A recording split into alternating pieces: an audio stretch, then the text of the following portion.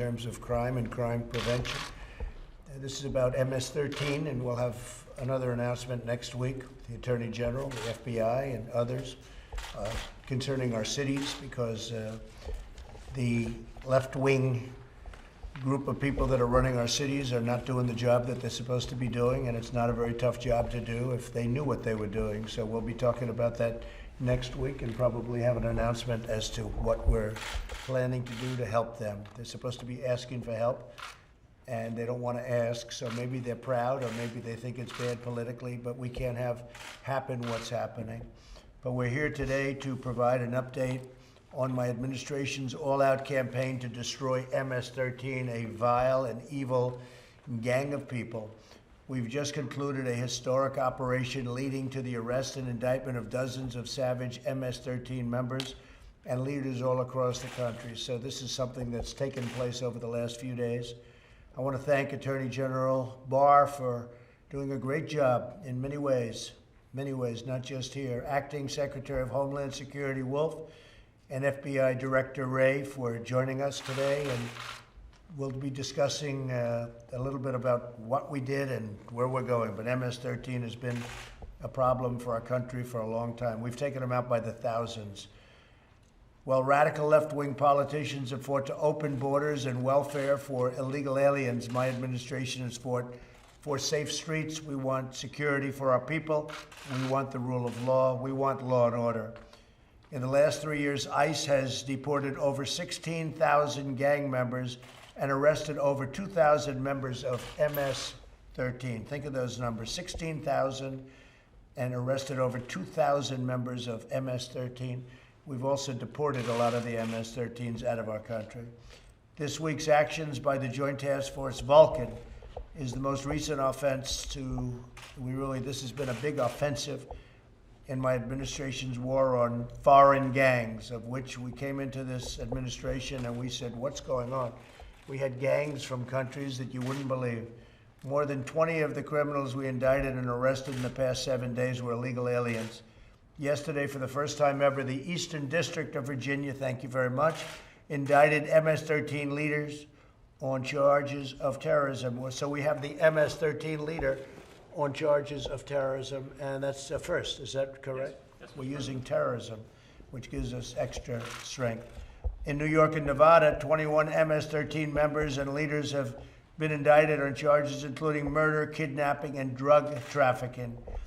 The DOJ has also announced that it will seek the death penalty for a bloodthirsty MS-13 leader responsible for the despicable killing of 7 Americans, including 2 teenage girls. Over the past few days, the DOJ and DHS have made several arrests at high levels in these cases, including several immigration arrests. And I want to thank Chad Wolf for working along with the FBI and with the Attorney General. They've worked very closely together at the border. And the border, as you know, is setting new records for allowing people in that are allowed to come in, allowing people in illegally. We believe the monsters who murder children should be put to death. We seem to have quite a good agreement on that. These people murder children, and they do it as slowly and viciously as possible. We will not allow these animals to terrorize our communities, and my administration will not rest until every member of MS-13 is brought to justice. We've done a great job with MS-13, but now we're stepping it up even to a higher level. This has never happened before. There's never been any move like this before. Much of it's already taken place, otherwise we wouldn't be talking about it. So when Biden and the radical left want to open borders for MS-13 and others, we want strong borders. We want, as I've said, we want borders. Without borders, you don't have a country, and we have a great country, and it's coming back stronger than ever, from job numbers to every other number. It's coming back stronger than ever before. So we're going to have a great third quarter. We're going to have a great fourth quarter, and next year is going to be one of the strongest years economically we've ever had. So I'm going to ask AG Barr to say a few words about the MS-13 and what we've done and what we're doing and where we plan to go. And next week we're going to have, I think, a very exciting news conference, because we're going to be talking about some of these cities where the Democrats running them have just lost control of the cities. So that'll be very interesting. Bill, please. When I came into the department as Attorney General, the President made it clear that one of his top priorities to reduce violent crime in the United States was to destroy MS-13 in the United States. And what we've been in here discussing with the President is part of that effort, which is Project Vulcan, or Task Force Vulcan, which is targeting the higher level players in the MS-13 operations in the United States. MS-13 is somewhat unique in this sense. They have the street savagery that you would see in a gang. It is not driven by commercial interests, the way, for example, the mafia traditionally was.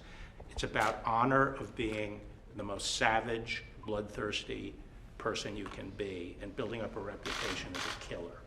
So this is in some ways is a death cult. And then they use the terror that they cause by their savagery to extort. And they've gotten increasingly into human trafficking and now narcotics trafficking. But that's a sidelight to some extent to their basic purpose, which is violence, terrorizing people. Also, unlike a street gang, they're highly organized as a transnational organization. They operate with hierarchy, with programs. They call them programs. Think of it as a crime family, essentially. And then under each program, they have different cliques. They have programs and cliques operating in the United States. While their center of gravity is in Central America, there are thousands that have come into the United States illegally. They're virtually all illegal aliens. They come in now through the, although it's harder to get across the border, but traditionally they've come across the border into Houston and then fanned out across the United States into different centers of activity. Today we were talking with the President about 3 actions we took. Melgar Diaz was indicted in the Eastern District of Virginia. First time we've used terrorism charges against a member of MS-13. He was responsible for activities in 13 states, 20 cliques in the United States. He was also the person who would greenlight assassinations in the United States. The orders come from El Salvador, or the request to assassinate people would go down to El Salvador, and he would greenlight the head. We also took down, this was an HSI case in Las Vegas. We took down the Hollywood clique, which operated not only in Nevada, but also in California and in the Eastern District of New York, again, Long Island. And we took down 21 members and the leadership of that organization. And then finally, these are the New York indictees. And then finally, I announced that we are going to seek the death penalty against Alexei Sayans, who is a leader in the Eastern District of New York, a leader of MS-13 there. The President made a trip to Brentwood, New York earlier in his administration, and he met with the families of victims that had been killed by MS-13, including the family of 2 young girls who were butchered with machetes. And the person that we are seeking the death penalty against was involved in those murders, as well as the murder of 2 African Americans who they just saw on the street and thought they were from a rival gang and just butchered. So those are the actions we're taking. There's more coming as we can target the leadership of MS-13. We're working very closely with the El Salvadorians on this. They've been very cooperative, and we have the HSI and the FBI with operations down in El Salvador.